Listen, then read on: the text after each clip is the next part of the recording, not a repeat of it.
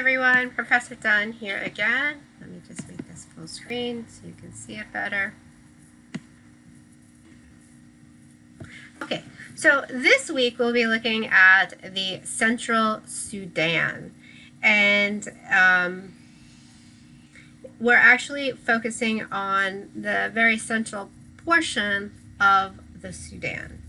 And a vast array of art forms have been created in the Central Sudan region by a diverse population with a varied history. So it's very hard to categorize these people. You can't do it by geological boundaries. You can't really do it by ethnic languages. And the main reason is because these people have lived in this area for a very long time, and they have had cross-cultural integration between these different groups of people. But despite this linguistic and artistic diversity, the people of the Central Sudan do share some important features. Spiritual leaders wear distinctive dress and display sacred regalia.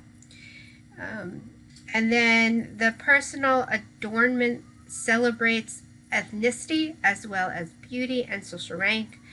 Objects used in daily life are given serious aesthetic attention, and architectural forms are among the most varied and most impressive in all of Africa.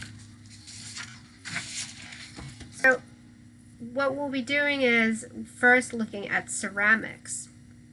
The ceramic arts of the Central Sudan are rooted in regional practices that are thousands of years old. Recent excavations suggest that iron and copper have been smelted, forged, and cast in some areas for at least 3,000 years. Metallurgy and ceramic technology in the Central Sudan appear to have been intertwined. For the oldest figurative sculpture in fired clay has been found in sites that were sites where iron was produced. Although there are still enormous gaps in our knowledge of the past, archaeologists have thus far categorized major types of ceramic images as Nak, Bura, and So. So the first thing I'm going to do is I'll show you. Here we have the area that I'm talking about, really where we say is the Central Sudan. And this is listed, this map, with all the current, contemporary current countries that are shown.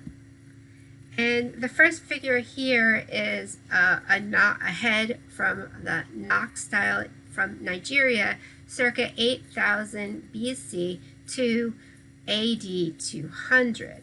So hundreds of pieces were unearthed near a small town called Nak, which gives the name to these ceramic figures. While most of the terracotta are human figures of head or broken parts of humans or heads, some do include animals. Like most Nak heads, the ceramics are usually hollow, and they were, as I said, attached to a larger body or something like that. And that's the case for this. So it's hollow.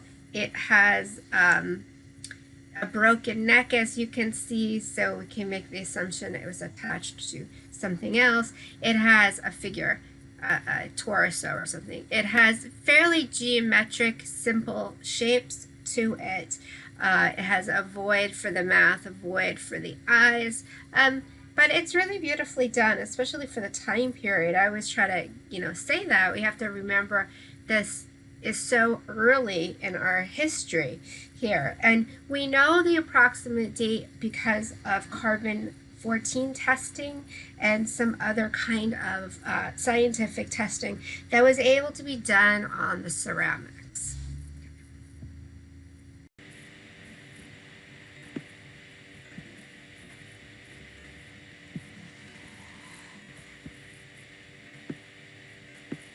So this piece I'm showing you now is very unusual compared to the other piece of ceramics, the Knox ceramics I just showed you, because this piece is solid where the other one was hollow. This is very small in size, and we have this opening here. This is a crouched figure. You see here is the head with the arm up here, and there's a small hole here. So it suggests that this might have been worn as a pendant. And this is terracotta, which is a kind of clay.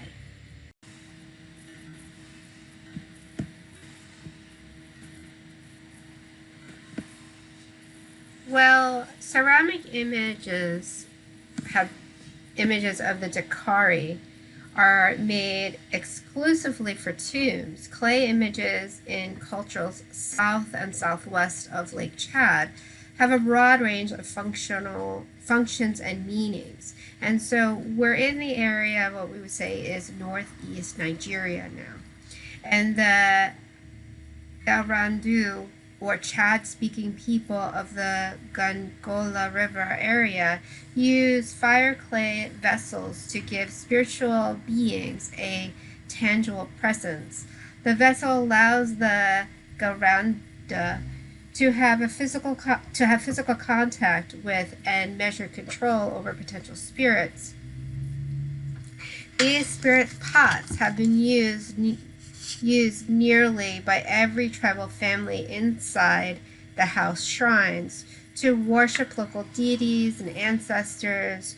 And what they do is, in this case, it is used with a beer that they make made out of corn.